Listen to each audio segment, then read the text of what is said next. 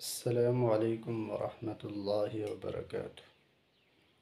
میرے معزز سننے والے دوستوں اور بھائیوں، اس سے پہلے پانی کے مسائل ذکر ہو گئے، 5 قسمیں پانی کی، پھر ان کا حکم، اور پھر کل کے سبق کے اندر مختلط پانی کے، جس پانی میں دودھ مل جائے یا زعفران یا سرکہ یا آٹا یا صابن مل جائے تو اس کا کیا حکم ہے، اس پر تفصیلاً گفتگو پہلے اسباق کے اندر ہو چکی ہے۔ آج ہم جوٹے کے حوالے سے مسائل ذکر کریں گے کہ کس کا جوٹا پاک ہے اور کس چیز کا جوٹا ناپاک ہے۔ تو سب سے پہلے اس بات کو سمجھے، جوٹا کہتے کسے ہیں؟ تو یہ لکھا ہوا ہے، السور هو الماء الذي بقي في الاناء بعد ما شرب منه۔ جوٹا اس پانی کو کہا جاتا ہے جو کسی برتن میں رکھا ہو اور اس سے کوئی انسان یا حیوان جانور پی جائے اور اس سے کچھ پانی باقی رہ جائے، وہ جو باقی پانی ہے اس کو کہا جاتا ہے جوٹا، چاہے انسان نے پیا ہے یا حیوان نے پیا ہے تو وہ کیا ہے؟ جوٹا ہے۔ تو آج اس جوٹے کے حوالے سے مسائل ذکر کریں گے۔ سب سے پہلا مسئلہ، فسور الآدمی طاہر وتحصل به الطہارہ۔ آدمی جو ہے، انسان، اس کا جوٹا پاک ہے بغیر کسی کراہت کے۔ بعض انسان ہوتے ہیں تو وہ اس شریعت کے مسائل سے خبر نہیں ہے، جب دوسرا انسان پانی پیتا ہے تو اس کے پانی کو ہونڈیل کر گرا دیتا ہے، پھر نیا پانی ڈال کر پیتا ہے، حالانکہ انسان کا جوٹا پاک ہے، اس میں کسی قسم کی کراہت نہیں ہے، بغیر کراہت کے انسان کا جوٹا پاک ہے، چاہے انسان جنابت کی حالت میں ہو یا پاکی کی حالت میں ہو، چاہے انسان کافر ہو یا مسلمان ہو، انسان کا جوٹا مطلقاً کیا ہے؟ پاک ہے۔ ہاں، جب انسان کے منہ کے اندر کوئی گندگی کے اثرات ہو، جیسے کسی انسان نے تازی شراب پی ہو اور پھر فوراً اس کے بعد پانی پیے تو اس کے منہ میں شراب جو نجاست ہے اس کے اثرات موجود ہے، تب تو پانی ناپاک ہے، لیکن اس کے علاوہ تمام صورتوں میں انسان کا جوٹا پاک ہے، اس میں کسی قسم کی کراہت نہیں۔ اس کے بعد آ گیا، وَقَذَا سُورُ الْفَرَسِ طَاهِرٌ۔ گھوڑے کا جوٹا جو ہے، گھوڑے کا جوٹا بھی پاک ہے بغیر کسی کراہت کے، کوئی کراہت اس میں بھی نہیں ہے۔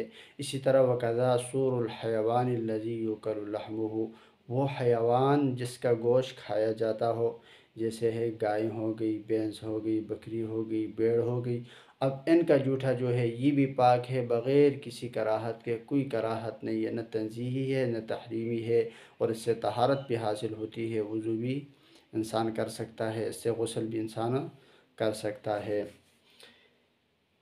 اس کے بعد ہے سور الحرۃ طاہر ولکن یکرہ الوضوء بہ۔ اب بلی کا جوٹا پاک ہے یا نہیں؟ تو بلی کا جوٹا جو ہے بذات خود کیا ہے؟ پاک ہے، لیکن اس کے اندر کراہت تنزیہی، مکروہ تنزیہی ہے، اس لیے کہ حدیث کے اندر آتا ہے، ایک مرتبہ آپ صلی اللہ علیہ وسلم وضو فرما رہے تھے، بلی آئی پانی پینے کی غرض سے، آپ صلی اللہ علیہ وسلم نے وہ وضو کا برتن اس کی طرف ہنڈیلا، اس نے پانی پیا، پھر اسی پانی کے ساتھ آپ صلی اللہ علیہ وسلم نے وضو فرمایا۔ تو وضو، بلی کا جوٹا جو ہے یہ پاک ہے، لیکن اس کے اندر کراہت تنزیہی ہے، جب اس کے علاوہ مائع مطلق، وہ 7 قسم کے پانی جو پہلے گزر چکے ہیں، وہ 7 قسم کے پانی موجود ہو تو پھر بلی کے پانی کے اندر کیا ہے؟ کراہت ہے، جب وہ موجود نہ ہو تو پھر اس کے اندر کوئی کراہت نہیں ہے، تو بلی کا جوٹا کیا ہے؟ پاک ہے۔ اسی طرح وہ جانور جو گھروں میں رہتے ہیں جیسے چوہا وغیرہ ہو گیا، تو اس کا جوٹا بھی کیا ہے؟ پاک ہے، لیکن کراہت تنزیہی ہے۔ بلی کا جوٹا پاک ہے تب کہ جب اس کے منہ کے اندر گندگی کا اثر نہ ہو، بلی نے چوہا نہ کھایا ہو تازہ، تو تب کیا ہے؟ جوٹا پاک ہے، لیکن جب اس نے چوہا کھایا یا گندگی کھائی، اس کے فی الفور پانی پی جائے تو اس کا جوٹا پھر کیا ہے؟ ناپاک ہے۔ اسی طرح وہ پرندے جو چیر پھاڑ کر کیا کرتے ہیں، شکار کرتے ہیں، جیسے چیل ہو گئی، اس طرح باز وغیرہ، تو ان کا جوٹا بھی کیا ہے، مکروہ تنزیہی ہے۔ تیسرے نمبر پر جوٹا جو ہے وہ خچر کا ہے۔ خچر اور گدے کا جوٹا جو ہے یہ پاک ہے، لیکن اب اس بات کے اندر شک ہے کہ یہ دوسرے کو پاک کرتا ہے یا نہیں، اس پر پہلے بات گزر چکی ہے۔ اس بات میں شک ہے کہ اس سے طہارت حاصل ہوتی ہے یا نہیں، تو جب ماء مطلق موجود نہیں ہوگا، صرف گدے یا خچر کا پیا ہوا پانی، باقی ماندہ پانی جوٹا موجود ہے، تو اس صورت میں پھر ہم تیمم بھی کریں گے اور وضو بھی کریں گے، اور اس میں اختیار ہے، چاہے تیمم پہلے کرے وضو بعد میں، یا وضو پہلے کر کے تیمم بعد میں کرے۔ لیکن خچر اور گدے کا جوٹا پاک ہے، لیکن دوسرے کو پاک نہیں کرتا۔ آخری کیا ہے، چوتھے نمبر پر خنزیر ہو گیا۔ خنزیر کا جوٹا جو ہے یہ پاک ہے، ناپاک ہے۔ خنزیر جو ہے اس کا جوٹا ناپاک ہے، کیوں، یہ نجس العین ہے، تو اس کا جوٹا کیا ہے، ناپاک ہے۔ اسی طرح کتے کا جوٹا بھی کیا ہے، ناپاک ہے، کیونکہ کتا بھی نجس ہے۔ اسی طرح وہ درندے جو چیر پھاڑ کر کیا کرتے ہیں، شکار کرتے ہیں، جیسے اسد، شیر ہو گیا، چیتا ہو گیا، اس طرح اور جو درندے ہیں، تو ان سب کا جوٹا کیا ہے، ناپاک ہے۔ خنزیر، کتا، درندہ، اسد، چیتا اور شیر وغیرہ سب کا جوٹا کیا ہے، ناپاک ہے، کیونکہ یہ نجس ہے۔ آخر میں آپ کو ایک قانون بتاتے ہیں، الحیوان الذی سورہ طاہر عرقہ طاہر والحیوان الذی سورہ نجس عرقہ نجس۔ وہ حیوان جس کا ذکر پہلے اوپر ہو چکا، جتنے بھی حیوان اور اس کے جوٹے تھے ان کے احکام ذکر ہوگی، کہتے وہ حیوان جس کا جوٹا کیا ہے، جس کا جوٹا ناپاک ہے، تو اس کا پسینہ بھی ناپاک ہے، اس کے پسینہ بھی ناپاک ہے، اور وہ حیوان جس کا جوٹا پاک ہے تو اس کا پسینہ بھی پاک ہے۔ تو آپ کو بہت آسانی کے ساتھ یہ بات سمجھ آ جائے گی کہ کس جانور کا پسینہ پاک ہے اور کس کا ناپاک ہے، کیوں، اوپر تفصیلاً مسائل ذکر ہو گئے، کس کس چیز کا جوٹا پاک ہے اور کس کا ناپاک ہے۔ جس کا جوٹا ناپاک تو اس کا پسینہ بھی ناپاک، کپڑوں پہ لگ گیا، جسم پہ لگ گیا تو انسان کا جسم، کپڑے ناپاک، اور جس کا پسینہ جوٹا پاک ہے تو اس کا پسینہ بھی پاک ہے۔